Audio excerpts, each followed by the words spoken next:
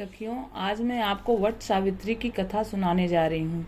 वट सावित्री का व्रत ज्येष्ठ मास की अमावस्या को किया जाता है, जो इस साल 19 मई दिन शुक्रवार को पड़ रहा है। आज के दिन सुहागिन महिलाएं अपने पति की लंबी उम्र के लिए व्रत रहती हैं और वट वृक्ष की पूजा व परिक्रमा करती हैं।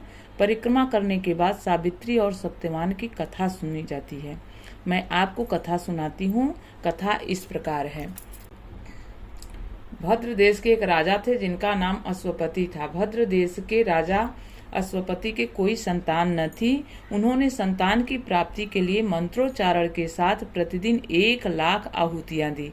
18 वर्षों तक यह क्रम जारी रहा। इसके बाद सावित्री देवी ने प्रकट होकर वर दिया कि राजन, तुझे एक तेजस्वी कन्या पैदा होगी। सावित्री देवी की कृपा से जन्म लेने के कारण से कन्या का नाम सावित्री रखा गया। कन्या बड़ी होकर बेहद रूपवान हुई। योग्य वर न मिलने की वजह से सावित्री के पिता दुखी थे। उन्होंने कन्या को स्वयं वर तलाशने भेजा। सावित्री तपोवन में भटकने लगी। वहां साल्व देश के राजा द्युम्नसेन रहते थे, क्योंकि उनका राज्य किसी ने छीन लिया था। उनके पुत्र सत्यवान को देखकर सावित्री ने पति के रूप में उनका वरण किया। ऋषिराज नारद को जब यह बात पता चली तो वह राजा अश्वपति के पास पहुंचे और कहा कि हे राजन, यह क्या कर रहे हैं आप? सत्यवान गुणवान है, धर्मात्मा है और बलवान भी है, पर उसकी आयु बहुत छोटी है। 1 वर्ष के बाद ही उसकी मृत्यु हो जाएगी। ऋषिराज नारद की बात सुनकर राजा अश्वपति घोर चिंता में डूब गए। सावित्री ने उनसे कारण पूछा तो राजा ने कहा, पुत्री, तुमने जिस राजकुमार को अपने वर के रूप में चुना है वह अल्पायु है। तुम्हें किसी और को अपना जीवन साथी बनाना चाहिए। इस पर सावित्री ने कहा कि पिताजी, आर्य कन्याएं अपने पति का एक बार ही वरण करती हैं।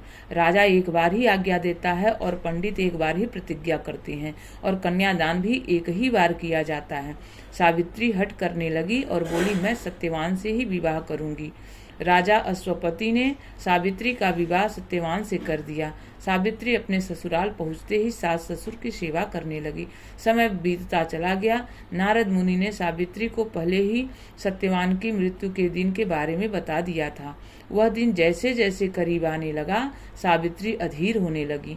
उन्होंने 3 दिन पहले से ही उपवास शुरू कर दिया। नारद मुनि द्वारा कथित निश्चित तिथि पर पितरों का पूजन किया। हर दिन की तरह सत्यवान उस दिन भी लकड़ी काटने जंगल चले गए। साथ में सावित्री भी गई। जंगल में पहुंचकर सत्यवान लकड़ी काटने के लिए एक पेड़ पर चढ़ गए। तभी उसके सिर में तेज दर्द होने लगा। दर्द से व्याकुल सत्यवान पेड़ के नीचे उतर गए। सावित्री अपना भविष्य समझ गई। सत्यवान के सिर को गोद में रखकर सावित्री सत्यवान का सिर सहलाने लगी।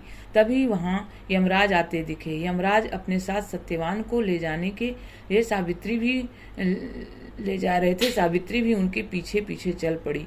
यमराज ने सावित्री को समझाने की कोशिश की कि यही विधि का विधान है, लेकिन सावित्री नहीं मानी। सावित्री की निष्ठा और पतिपरायणता को देखकर यमराज ने सावित्री से कहा कि हे देवी, तुम धन्य हो, तुम मुझसे कोई भी वरदान मांगो। सावित्री ने कहा कि मेरे सास ससुर वनवासी और अंधे हैं, उन्हें आप दिव्य ज्योति प्रदान करें।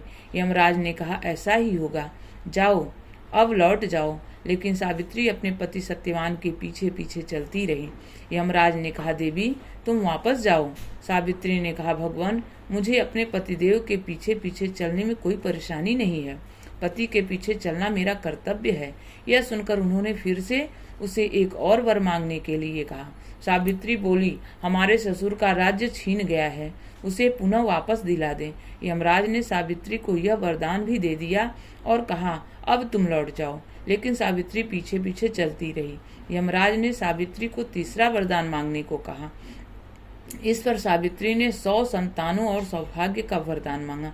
यमराज ने इसका वरदान भी सावित्री को दे दिया।